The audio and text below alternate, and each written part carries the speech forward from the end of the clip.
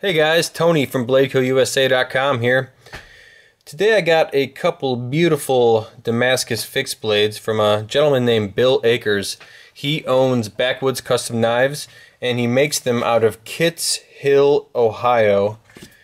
Recently I was on Blade forums and I saw some of these awesome burls and Damascus patterns that Bill uses in his forum. He sells most of his knives through Blade forums on his maker forum there, and I PM'd him and talked to him about a couple hours on the phone, and he sent me these two awesome knives, and I wanted to show you guys some of them because looking around on the internet I couldn't really find a whole lot of video or pictures other than the stuff that he had out, you know, really showing the beauty of his knives. It's really hard to translate onto camera and photo.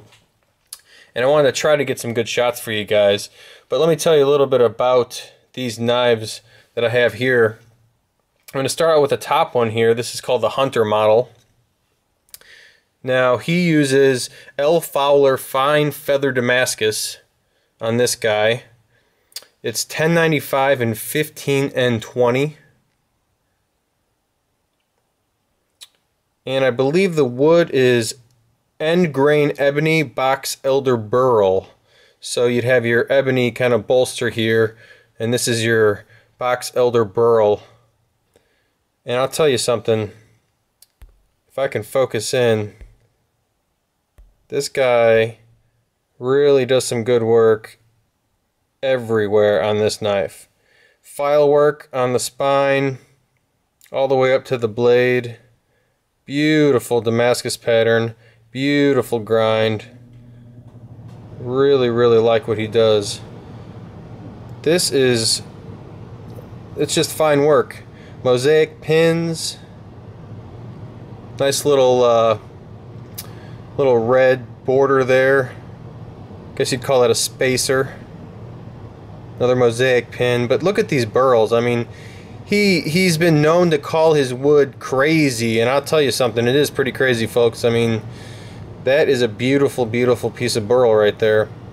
I talked to him about the source of his wood. He wouldn't divulge exactly where it comes from, but apparently it's a very special source close to him and enables him to get some really good pickings on this wood. And you can tell every single knife I've seen come out of Bill Akers' shop sports some pretty fancy handle material.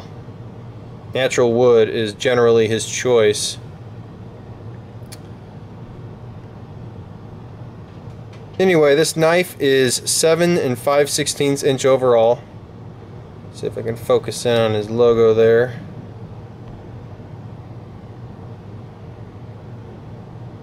Come on, baby. And the cutting edge, the blade is about 3.5 inches. It's a really useful sized knife. I like it. Fits really well in my hand. I got medium sized hands. But it's a very comfortable knife. Kind of sweeps down on the handle there. I really like it. This file work he does, you know, kind of makes pretty adequate jimping. But this is the kind of knife that you could really just stick up on a mantle and display because it's just that beautiful. However, I would personally love to carry this thing because it's a heck of a knife. I know he finishes his edge real fine, real strop polish finish there. If I can get a little better view of that. But they come out of his shop very nice. Really almost a flawless knife. I mean, as much as you can get with natural materials. Beautiful work.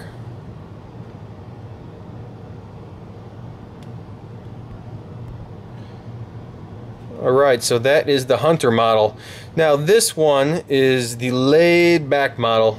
It's a little bit larger, 3 3/4 inch blade, about 8 1/4 overall.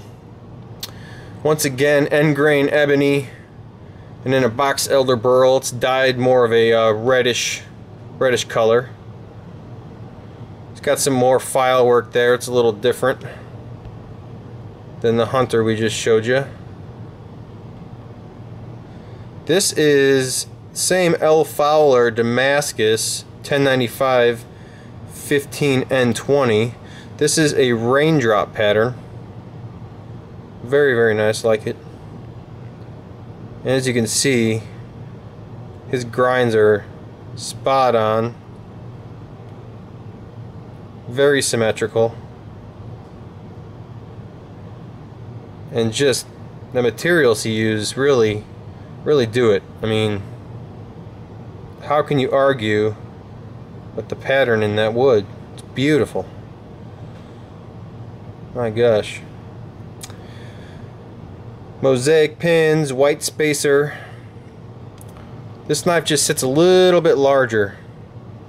But very, very comfortable once again. It's got a very similar profile, just basically a slightly larger version of the Hunter there. Fits in my hand really nice. I like it. I would definitely not be ashamed to carry this around with me.